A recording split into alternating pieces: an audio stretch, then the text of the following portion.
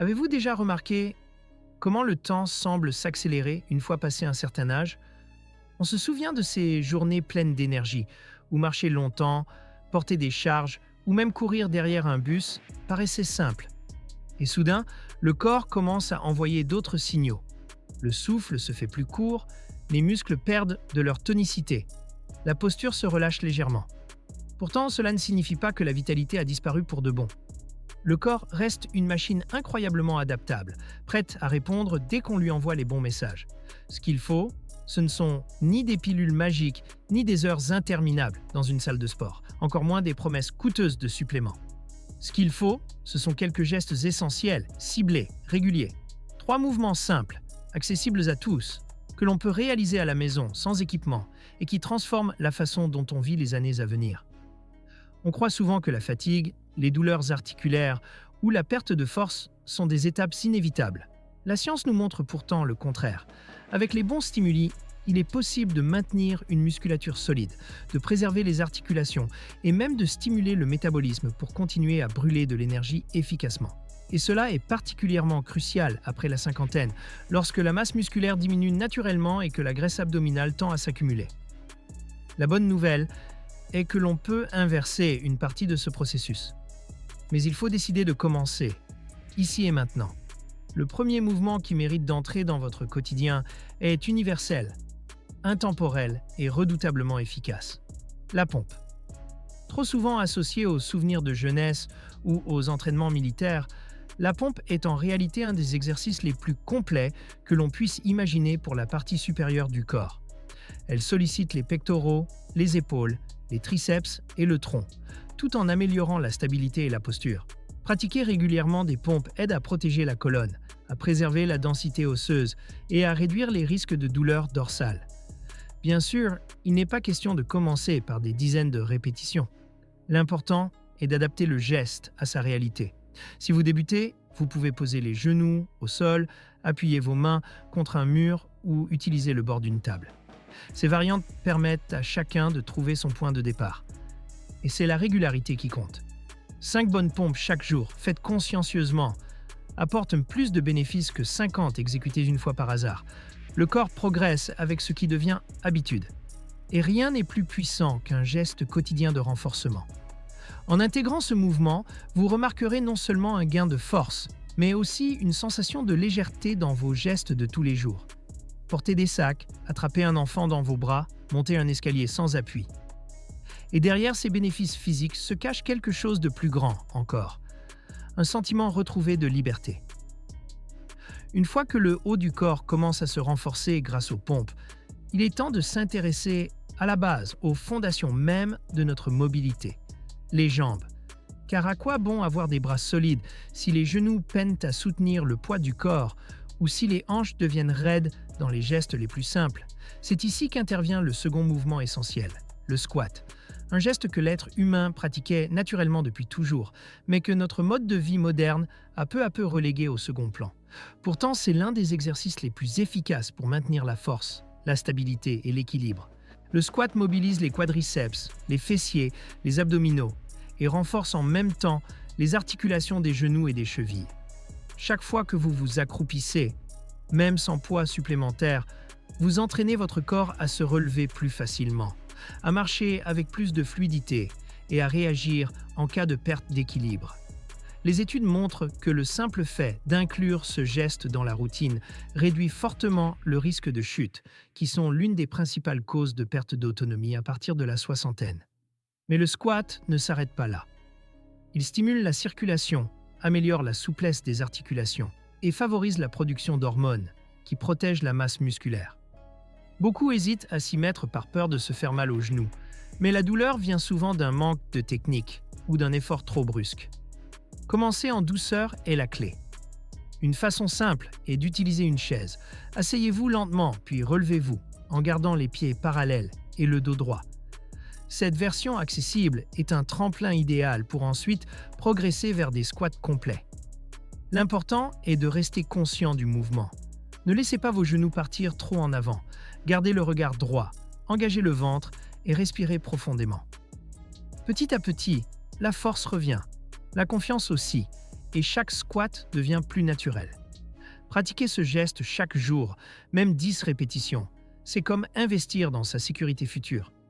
Vous remarquerez plus de stabilité en marchant, moins de tension dans le bas du dos et une aisance nouvelle pour danser, voyager ou simplement profiter des activités quotidiennes. Loin d'être un exercice réservé aux athlètes, le squat est un retour à un mouvement originel, un allié pour vivre avec autonomie et assurance. Et parce que nous construisons ici plus qu'une simple routine, j'aimerais vous inviter à participer activement à cette démarche. Si ce que vous écoutez résonne avec vous, abonnez-vous à cette chaîne dès maintenant. Mais je ne veux pas un clic mécanique. Je veux que ce soit un engagement personnel. En vous abonnant, vous choisissez de prendre soin de vous et de rejoindre une communauté de personnes qui refusent un coup d'accepter la perte de mobilité comme une fatalité. Et allez plus loin. Laissez un commentaire.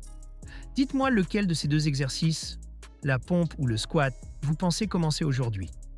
Votre témoignage peut inspirer quelqu'un d'autre. Donnez du courage à une personne qui hésite.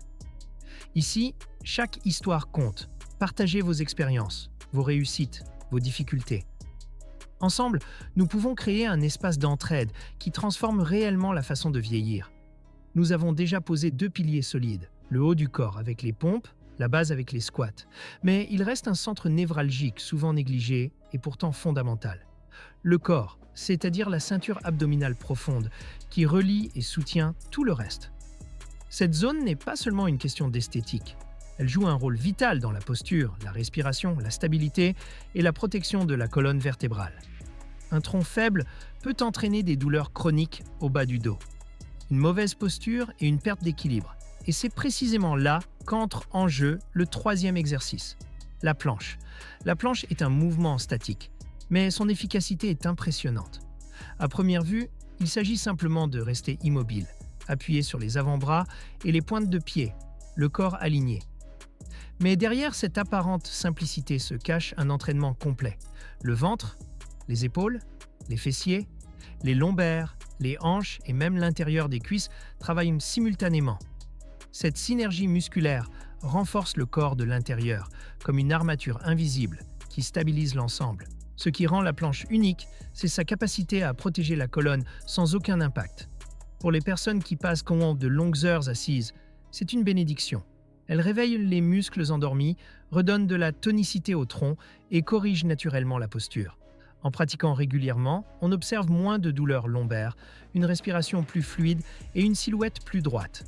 Un autre avantage, cet exercice augmente la dépense énergétique car il mobilise un grand nombre de muscles en continu, ce qui stimule le métabolisme et aide à réduire la graisse abdominale, souvent difficile à déloger après la cinquantaine. Commencer est simple. Vous n'avez pas besoin de tenir 1 minute dès le premier jour. 20 ou 30 secondes suffisent.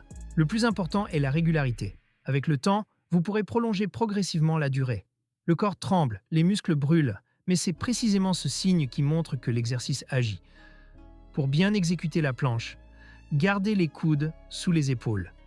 Le dos aligné, les hanches ni trop hautes ni trop basses, et fixez le regard vers le sol pour éviter la tension dans le cou. Respirez lentement, profondément, comme pour ancrer le corps et l'esprit dans un même mouvement. La planche, au-delà de l'effort physique, apporte une leçon de patience et de maîtrise. Elle demande de rester présent, concentré, calme dans l'inconfort. Et cela, à ce stade de la vie, vaut de l'or. Car maintenir l'équilibre physique va de pair avec l'équilibre mental. C'est un moment de connexion avec soi, un rappel que le corps est toujours capable de répondre, d'évoluer, de se renforcer. Imaginez ce que ces 3 exercices combinés, pompe, squat et planche, peuvent faire ensemble. En moins de 5 minutes par jour, vous sollicitez la majorité des groupes musculaires. Améliorez la posture, protégez vos articulations et stimulez votre métabolisme. Tout cela sans matériel, sans abonnement, juste avec votre corps et votre engagement. Nous avons parcouru un chemin simple mais puissant. 3 exercices qui paraissent élémentaires, mais qui, pratiqués avec constance, redonnent force, mobilité et confiance.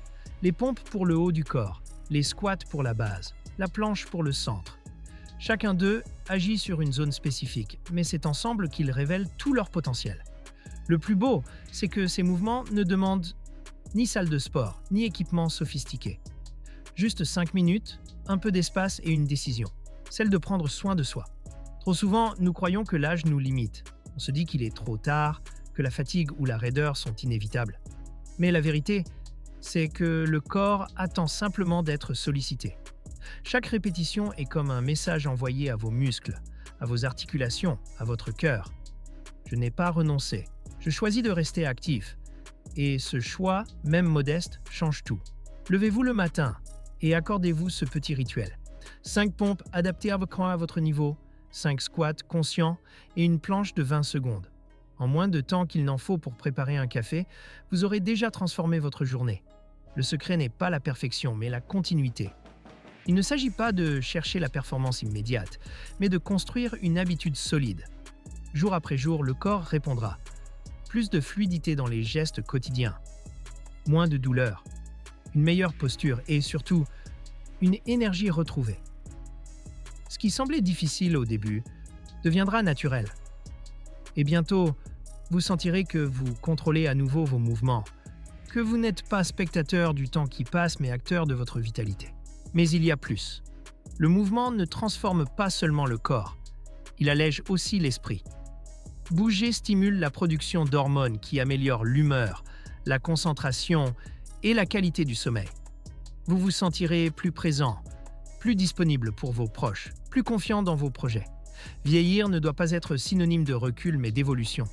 Et ces gestes sont des outils concrets pour prouver que vous pouvez encore beaucoup. C'est pour cela que je veux vous inviter à aller au-delà de l'écoute. Abonnez-vous à cette chaîne, mais faites-le avec conscience. Pas seulement pour cliquer sur un bouton, mais pour rejoindre un espace où chaque vidéo, chaque échange est pensé pour des personnes comme vous, qui veulent vieillir avec dignité, force et liberté. Ici, nous parlons de ce qui fonctionne réellement, pas de promesses vides. Et surtout, partagez votre expérience. Dans les commentaires, racontez-moi vos impressions. Quel exercice avez-vous décidé d'essayer ? Quelles difficultés avez-vous rencontrées ? Quelle petite victoire vous a rendu fier ? Votre histoire peut donner du courage à quelqu'un d'autre. Plus nous échangeons, plus nous créons une communauté vivante, un cercle de soutien qui inspire et motive. Alors oui, je vous demande de vous abonner, mais je vous demande aussi de laisser une trace de votre passage. Dites-nous qui vous êtes, ce que vous ressentez, ce que vous découvrez. Ensemble, nous pouvons faire de ce lieu plus qu'une chaîne, une véritable communauté de personnes décidées à rester actives, solides et présentes. Vous n'êtes pas seul. Beaucoup, ici, avancent dans la même direction que vous. Et chaque commentaire, chaque partage est une main tendue à une autre personne qui cherche à retrouver confiance. Merci d'avoir été jusqu'au bout. Prenez soin de vous, engagez-vous envers votre corps et votre esprit. Et souvenez-vous, même de petits gestes, répétés chaque jour, ont le pouvoir de changer une vie entière.